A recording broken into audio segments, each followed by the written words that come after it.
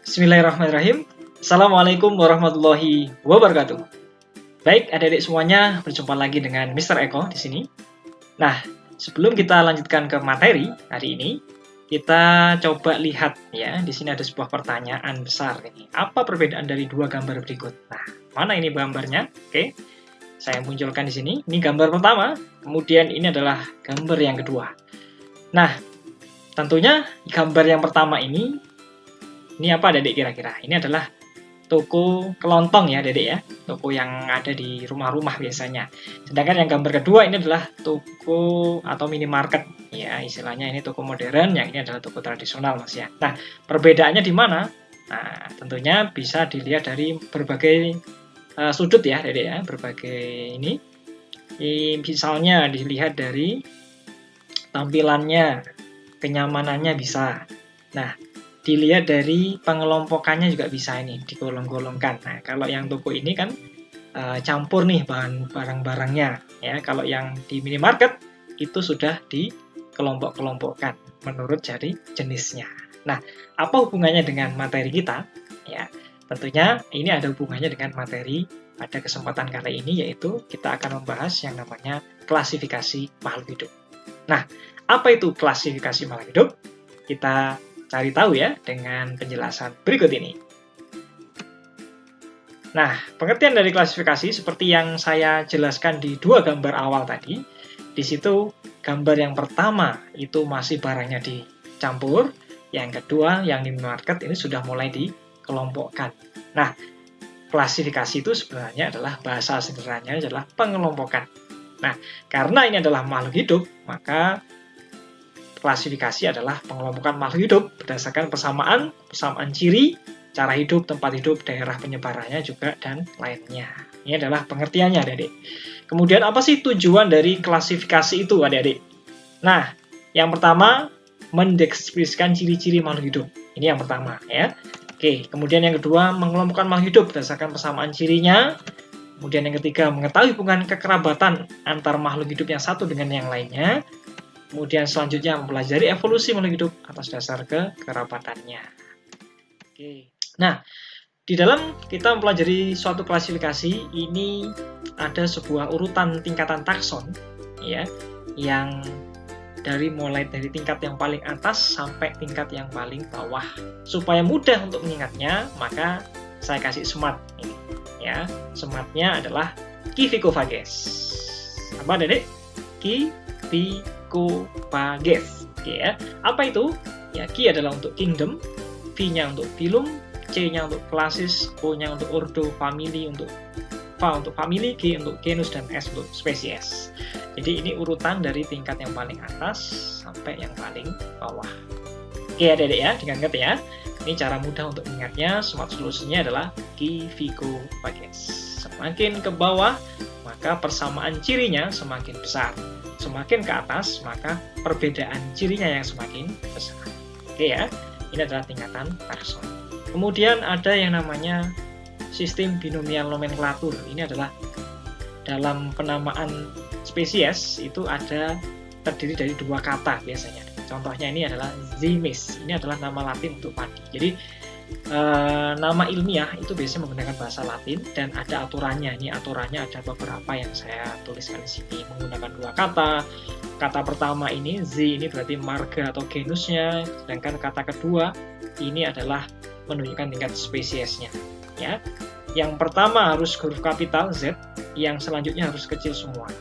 Kemudian dicetak miring atau bisa digarisbawahi secara terpisah. Ini adalah cara untuk memberi penamaan dengan sistem binomial nomenklatur.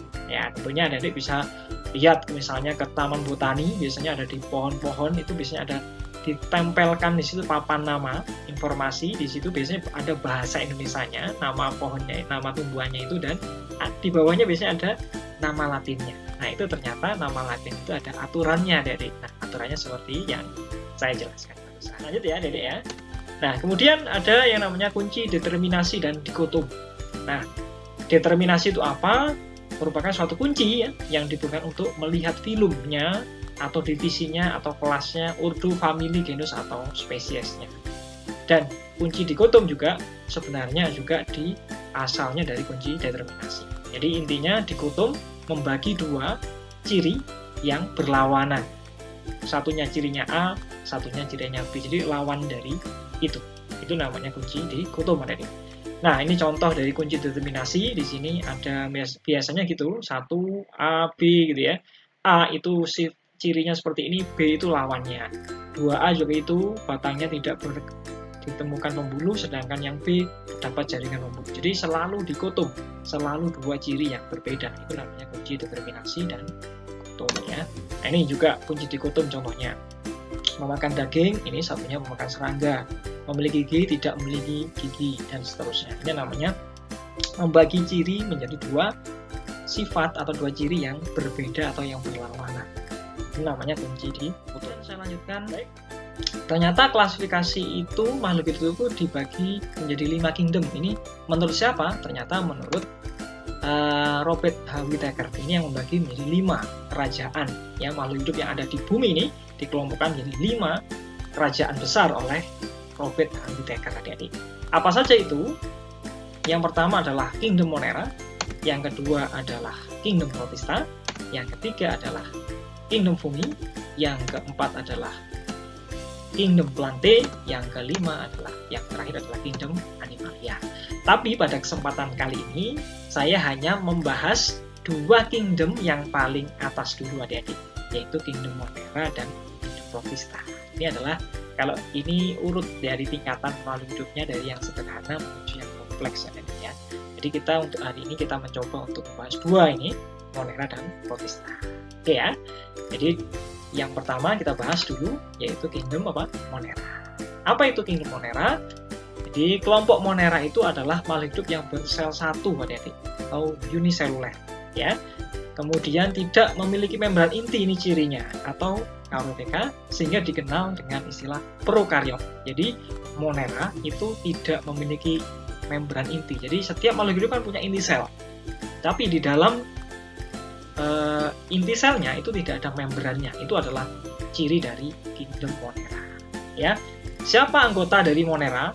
Yang pertama adalah bakteri, yang kedua adalah ganggang biru atau Cyanida ya. Oke, seperti ini contohnya. Ini adalah bakteri dan ini adalah ganggang jauh biru atau Cyanida. Ini kurang lebih dari kelompok dari Monera. Oke adik-adik ya, sudah paham ya? Itu adalah Monera. Bagaimana dengan kingdom yang kedua, yaitu Kingdom Protista. Kita lihat Kingdom Protista seperti ini, bahwa Kingdom Protista ini adalah makhluk hidup yang bersel satu, unisel, hampir sama, bersel satu juga, atau juga bisa bersel banyak, multiseluler. Jadi ada yang di Protista ini, ada yang uniseluler, ada yang multiseluler. Nah, kemudian sudah mempunyai membran inti. Ya, ini bedanya dengan Monera. Kalau Monera belum memiliki membran inti, sedangkan kalau Protista sudah memiliki membran inti yang dikenal dengan istilah eukariotik. Ya. Kemudian apa saja yang termasuk Protista? Contohnya yang pertama protozoa, kemudian ganggang bisa. Ya. Nah, ada paramecium, ada amoeba. Nah, di Protista ini sebenarnya dibagi 3 kelompok besar. Ada yang Protista mirip tumbuhan, ada Protista mirip hewan, dan ada yang Protista mirip jamur. Nah, ini adalah Kingdom Protista, adik-adik. Nah, bagaimana sampai di klasifikasi ini, Monera dan Protista? Sudah ada gambaran ya, adik-adik ya. Kalau sudah ada gambaran, kita coba latihan soal dulu. Ya, oke. Contoh soalnya ini tentang kunci determinasi, ya. Seperti di master book ya, saya ambil di situ contohnya. Nah ini ada, perhatikan kunci dikotom berikut adik-adik. Di sini ada nomor 1 sampai dengan nomor 4 dan masing-masing ada A, B-nya. Pertanyaannya adalah urutkan identifikasi untuk tanaman kacang kedelai sesuai kunci dikotom di atas. Jadi diminta untuk membuat urutan identifikasi dari tanaman kacang kedelai. Ya.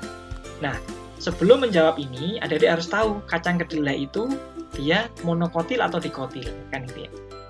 Betul, baik. Jadi kacang kedelai itu adalah dikotil. Dikotil itu berarti berkeping 2. Berarti di sini dikotil berarti nanti terakhir itu pasti jawabannya adalah 4A. Nah, cari aja di sini 4A ya. Nah, berarti pilihannya tinggal 2 ini yang betul, A atau D. Ya, jadi B, C sudah kita abaikan ya, karena ini jawaban terakhirnya adalah 4B. Jadi salah ini ya. Tinggal A dan D. Kita lihat sekarang. Kita mulai dari nomor 1 ya. Kacang kedelai itu berspora atau tidak berspora? Adik-adik. Ya, betul. Yang betul adalah tidak berspora. Berarti jawabannya adalah 1B. Oke, setelah 1B kita tarik ke kanan caranya. Lanjut ke nomor 2. Berarti kita lanjut ke nomor 2. Kacang kedelai itu apakah tumbuhan berpembuluh atau tidak berpembuluh? Nah, ternyata kacang kedelai adalah tumbuhan berpembuluh, berarti jawabannya adalah 2A. 1B, kemudian lanjut 2A. Setelah 2A, kita tarik lagi ke kanan ke nomor 3, kita lanjut. Kacang kedelai itu berbiji tertutup atau terbuka? Ya, jawabannya adalah yang tertutup, berarti 3A. Berarti 1B, 2A, 3A, kita tarik ke ini, ke nomor 4, berarti berkeping 2, berarti 4A. Jawabannya yang benar adalah yang D. Itulah contoh dan materi tentang klasifikasi makhluk hidup pada bagian pertama ini. Ya, oke, itu saja adik-adik. Mudah-mudahan bermanfaat yang sedikit ini. Saya akhiri, sampai jumpa di video-video pembelajaran berikutnya. Wassalamualaikum warahmatullahi wabarakatuh.